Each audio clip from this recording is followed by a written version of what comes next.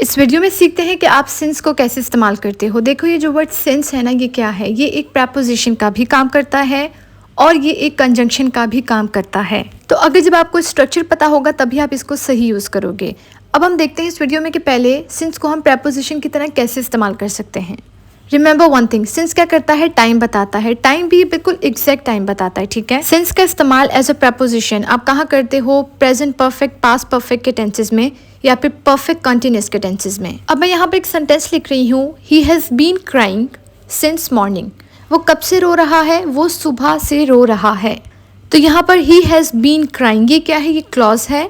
अब वो कब से रो रहा है? मैंने टाइम शो किया कि वो सुबह से रो रहा है, तो मैंने यहाँ पे सिंस का इस्तेमाल किया। अब रिमेंबर, प्रपोजिशन अपने बाद एक ऑब्जेक्ट लेगा, वो ऑब्जेक्ट नाउन, प्रोनाउन या जेरेंट होते हैं। तो यहाँ पर मॉर्निंग क्या है? प्रपोजिशन का ऑब्जेक्ट। अब क्या करते हैं, एक और सेंटेंस लिखते हैं ताकि आपको और चीज़ें क्लियर हो जाएं। शी हैज़ बीन अपसेट, वो अपसेट है, कब से है? सिंस जुलाई, जुलाई से वो अपसेट है। अब यहाँ पर शी हैज़ बीन अपसेट, ये एक क्लॉज है। इसके बाद हमने प्रपोजिशन लिखा सिंस, वो कब से अपसेट है? वो जुलाई से अपसेट है, ठीक है।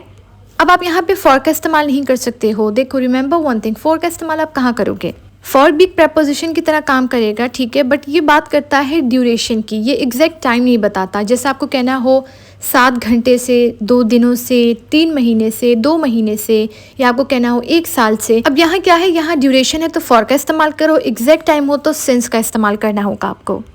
अगर कुछ एग्जाम्पल देखें सिंस की, जैसे कि सिंस मॉर्निंग, ये एग्जैक्ट टाइम है मॉर्निंग से। सिंस जुलाई, कब से? जुलाई से। आप कह सकते हो सिंस 1996, या फिर आप कह सकते हो सिंस चाइल्डहुड। ये सब क्या है? ये एग्जैक्ट टाइम बता रहा है। तो यहाँ सिंस का हमने इस्तेमाल किया प्रपोजिशन की तरह। अब यहाँ देखते हैं कि सिंस को आप कंजंक्शन की तरह कैसे इस्तेमाल कर सकते हो। अगर तो आप सिंस को कंजंक्शन की तरह इस्तेमाल करोगे तो आप 2 चीज़ों के बारे में बताओगे। पहला, सिंस क्या करता है? रीज़न को शो करता है। फिर क्या करेगा? सिंस टाइम के बारे में भी इंफॉर्मेशन देता है। अब ये कंजंक्शन की तरह अगर काम करेगा ना, कंजंक्शन के मतलब क्या होते हैं? कंजंक्शन इज अ ग्लू, जो कि क्लॉज को क्लॉज से कनेक्ट करेगा। अब क्लॉज में क्या होता है? सब्जेक्ट प्लस वर्ब लाजमी होगा क्लॉज में। अब हम इस्तेमाल करते हैं सिंस का, जिसमें सिंस क्या करेगा? आपको रीज़न बताएगा, ठीक है। अब मैं क्या करती हूँ, यहाँ पे 2 क्लॉजेस लिखती हूँ, उन्हें हम कनेक्ट करेंगे सिंस कंजंक्शन से। एक क्लॉज हमारा है आई वॉज हंग्री, ठीक है, ये हमारा एक सेंटेंस भी है, एक क्लॉज भी है। दूसरा हमारा क्लॉज ये है आई एट होल पिज्ज़ा। अब मुझे क्या करना है? इन दोनों को आपस में कनेक्ट करना है कंजंक्शन से, सिंस से, जो कि रीज़न बता रहा है कि मैंने पूरा पिज्ज़ा क्यों खाया, ठीक है। मैंने पूरा पिज्ज़ा क्यों खाया? क्योंकि मैं हंग्री था। रीज़न क्या बना? जो भी क्लॉज आपको रीज़न बताएगा उसके साथ आपने सिंस का इस्तेमाल करना है, क्योंकि सिंस क्या कर रहा है? सिंस रीज़न बता रहा है, तो उसको उसी क्लॉज के साथ लिखो जो क्लॉज आपको रीज़न बताएगा। यहाँ पर करते हैं सेंटेंस को connect. Since I was hungry, क्योंकि मैं हंग्री था। अब कॉमा लगा दो। आई एट होल पिज्ज़ा, मैंने पिज्ज़ा क्यों खाया? रीज़न दे रहे हैं कि क्योंकि मैं हंग्री था, तो सिंस क्या बता रहा है? वजह बता रहा है। अब आप इस सेंटेंस को यूँ भी लिख सकते हो कि I ate whole pizza since I was hungry, right. अब यहाँ पर आपको कॉमा लगाने की कोई नीड नहीं है, बट अगर आप सिंस का क्लॉज पहले लिखोगे तब आपको दूसरा जब क्लॉज लिखोगे तो आपने कॉमा लाजमी लगाना है।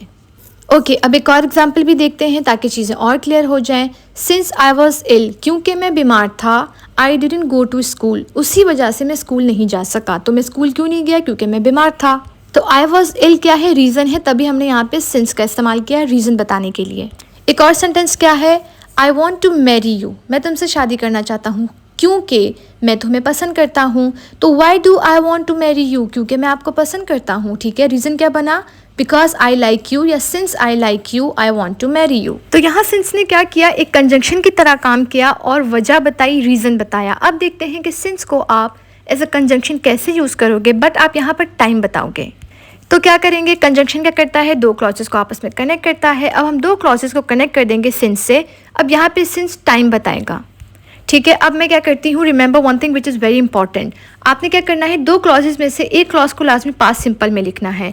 तो जिस क्लॉज को आपने पास्ट सिंपल में लिखना है उसके साथ सिंस का इस्तेमाल करिए, और फिर जो हमारे पास दूसरा क्लॉज होगा उसको क्या करो? 3 रूल हैं, या तो प्रेजेंट सिंपल में लिखो, या प्रेजेंट कंटिन्यूस में लिख दो, या फिर प्रेजेंट परफेक्ट में लिखोगे आप। और जो सिंस का क्लॉज होगा वो रिमेन सेम रहेगा, उसको आपने पास्ट सिंपल में ही लिखना है। So this is the rule that you have to bear in your mind. अब क्या करते हैं? कुछ एग्जाम्पल से इसको समझ लेते हैं। अब यहाँ पर मैं क्या करती हूँ? 2 क्लॉजेस लिखती हूँ। पहला है अली वेंट अब्रॉड, अली कहाँ गया? अब्रॉड गया, ठीक है। अब मुझे बताना है I didn't talk to him, मैंने उससे बात नहीं की है।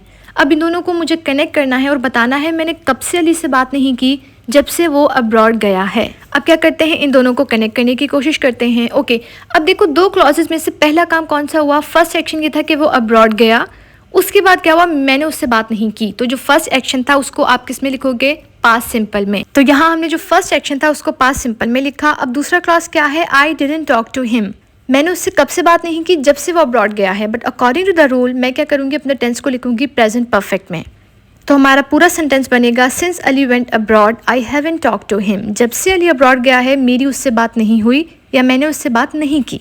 कुछ और एग्जाम्पल से इसको समझते हैं। एक और मैं क्लॉज यहाँ पे लिखती हूँ, I am not talking to my friend.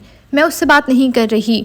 Since she refuse to help me. जब से उसने मेरी मदद करने से मना किया मैं उससे बात नहीं कर रही हूँ। तो मैं कब से बात नहीं कर रही?